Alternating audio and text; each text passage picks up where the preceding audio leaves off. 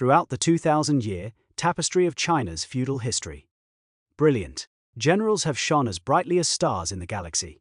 Yet there is one figure who stands as an insurmountable mountain in the hearts of all ancient Chinese warriors. His ultimate achievements became the elusive, lifelong dream for later national heroes like Yue Fei, Xin Qiji, and Lu Yu. The answer to who this figure is lies in a single immortal phrase sealing the Wolf Mountain, or Feng Lang Ju Shu, the man who etched these 4 words into the annals of history and forged this unparalleled myth was named Huo Qubing. Close your eyes and try to picture this incredible young man, at the mere age of 17, stepping onto a brutal battlefield. For the very first time, he dared to lead just 800 cavalrymen deep into enemy territory like a plunging dagger, decapitating their high command. By 19, he struck with the force of a thunderbolt to conquer the crucial Hexi corridor, miraculously expanding the Han Empire's borders westward by thousands of miles. At 22, he led an army of iron and steel across the vast desolate desert, crushing the once invincible Xiongnu Empire, forcing them to flee in panic toward the freezing, barren lands of the far north. Yet this invincible god of war seemed to possess supernatural prowess and vision, suddenly falling from the night sky like a blazing meteor at age 24. Let us brush away the sweeping yellow sands of history to revisit the breathtaking life of this brilliant young general. Let's see how the sharpest, most merciless blade of the Western Han Empire burned through his own life in a fleeting 7-year military career, illuminating the long, dark night of Chinese civilization. Born in 140 BC, Huo Qubing was not the privileged protagonist of a heroic tale. Surprisingly, he was born as an illegitimate child of humble origins. His mother was a low-ranking slave in the estate of Princess Pingyang. His father, a petty official, was so terrified of responsibility that he fled overnight upon learning of the pregnancy. In an ordinary historical script, he would likely have died an obscure servant, stuck forever in a rigidly stratified society. However, the gears of fate miraculously turned. His aunt, a former singer, rose against all odds to become the Empress of Emperor Wu of Han. His uncle Wei Qing would eventually become a great pillar of the Han military, thanks to his royal connections. He grew up within the ornate imperial palace, deeply favored by the ambitious Emperor Wu. The emperor practically raised his nephew as his very own son, even offering to personally teach him great military treatises. Like The Art of War by Sun Tzu and Wu Qi, most men would have fallen to their knees in gratitude to have the emperor as their personal tutor. But the teenage boy displayed a rare, defiant pride, boldly rejecting the emperor's offer with words that would echo through history. "I only need to consider my own strategy. There is no need to study ancient military texts." This statement was incredibly arrogant. Yet Emperor Wu was not angry. Instead, he admired the rebellious youth even more. The emperor knew traditional infantry and chariot tactics were completely obsolete against the unpredictable, wind-riding nomadic tribes of the north. The Han Empire desperately needed a brilliant maverick like Huo Qubing, someone who dared to tear up the old rulebooks. History would soon prove the emperor's sharp eye. Huo Qubing was born for war, writing his own unprecedented martial art. Blood of his enemies. His military career was an undefeated, high-speed thrill ride. In 123 BC, the 17-year-old finally saw his first combat, appointed by Emperor Wu as the colonel of rapid cavalry. He followed his uncle into the desert to strike the Xiongnu. The main Han forces fought hard, but struggled to gain a decisive advantage against the elusive enemy. The fearless 17-year-old made a world-shaking decision, taking only 800 elite light cavalrymen handpicked by the emperor. He broke away from the main army's cover, riding hundreds of miles into the vast desert.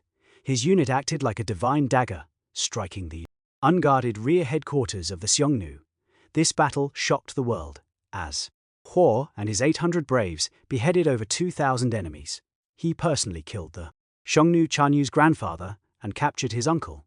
Thrilled by the news, Emperor Wu immediately bestowed a new title upon him, the Marquis of Champion, meaning the absolute best, peerless in the army. But this was merely the warm-up. In 121 BC, the 19-year-old was elevated to general of flying cavalry, given independent command for a massive strategic objective, clearing the Hexi corridor. Facing this monumental task, he launched 2 suffocating blitzkriegs. During the spring and summer, he abandoned the centuries-old conservative doctrine of grain and fodder, first adopting a radical strategy of deep penetration, wide outflanking, and feeding off the enemy.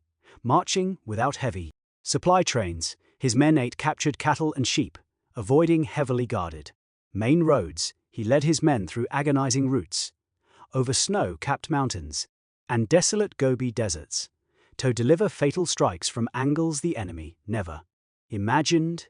In just 6 days, he fought continuously across over 1,000 li, traversing the treacherous Yanji Mountain to destroy 5 Xiongnu tribes and annihilate nearly 40,000 enemy troops. His terrifying advance caused such panic that the Xiongnu suffered internal strife. To save his own life, the king of Hongxi killed the king of Shutu and surrendered to the Han with over 40,000 followers. Because of this staggering victory, the vital Hexi corridor was incorporated into the Han Empire. The 4 famous commanderies of Wu Wei, Jiangyi, Juchuan, and Dunhuang were established. Without Huo Qubing's shocking victory, there would be no Silk Road connecting east and west across the vast, majestic northwest of modern China. It simply would not exist as we know it today.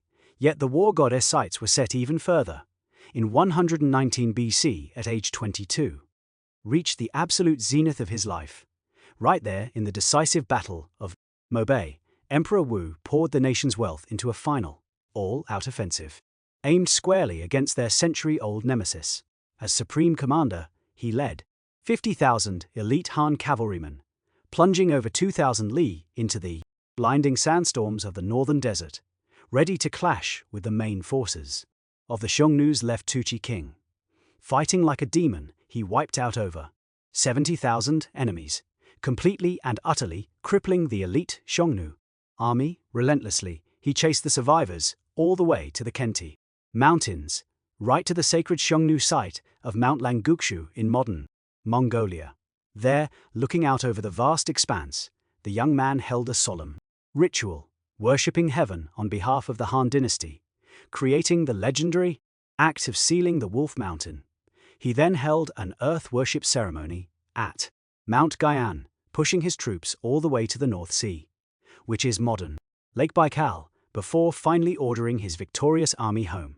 This campaign elicited a historic verdict about the Xiongnu fleeing far away, leaving no royal court south of the desert. A century of severe border threats was extinguished by a 22-year-old. You might imagine him as a cold, emotionless killing machine, or perhaps just an aloof, spoiled aristocrat. But he was a man of profound charisma and deep compassion for his men. In the Hexi corridor today, a moving legend about his love still echoes. When he was 19, after winning the grueling first phase, his exhausted, bloodied army rested by a clear spring. A special envoy arrived from Emperor Wu bringing 10 jars of the finest imperial wine to reward his miraculous achievements.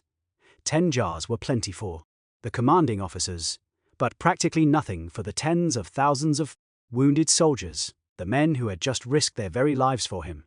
An ordinary general might have kept it for himself, or shared it with a few lieutenants, but Huo Qubing did not. Seeing the longing in his soldiers' eyes, he ordered all 10 priceless jars to be carried directly to the clear spring. Breaking the clay seals himself, he poured every drop of wine into the water. Drawing his sword, he shouted to the warriors of the great Han, "The Emperor has bestowed this wine upon the entire army. Today I will not enjoy it alone. We will drink from this spring, and we will share this glorious moment together." He scooped up the first helmet, full of wine, laced water, and drank it down. Moved to tears, tens of thousands of iron-willed soldiers rushed to drink. Though the taste of alcohol was faint, The gesture ignited a fire, burning deep in their stomachs, forging an unbreakable bond. They swore to fight to the death for a commander who treated them as brothers.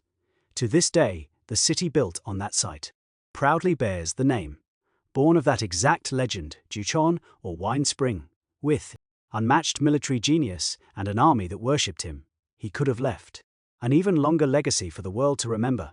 Emperor Wu loved him dearly, even spending an absolute fortune to build him a massive, luxurious mansion, Chang'an. When the emperor excitedly offered it to him, Hua refused without looking at it, leaving behind a legendary quote about not settling down. "How can I build a home when the Xiongnu are not yet destroyed?"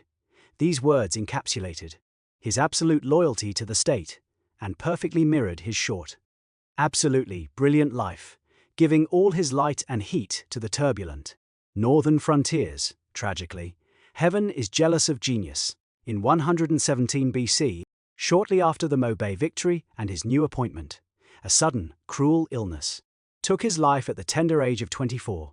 His sudden death plunged the mighty Han Empire into profound grief. A devastated emperor, Wu mobilized elite ironclad border troops to line the entire route from Chang'an to Maoling, giving him an unprecedented, massive military funeral.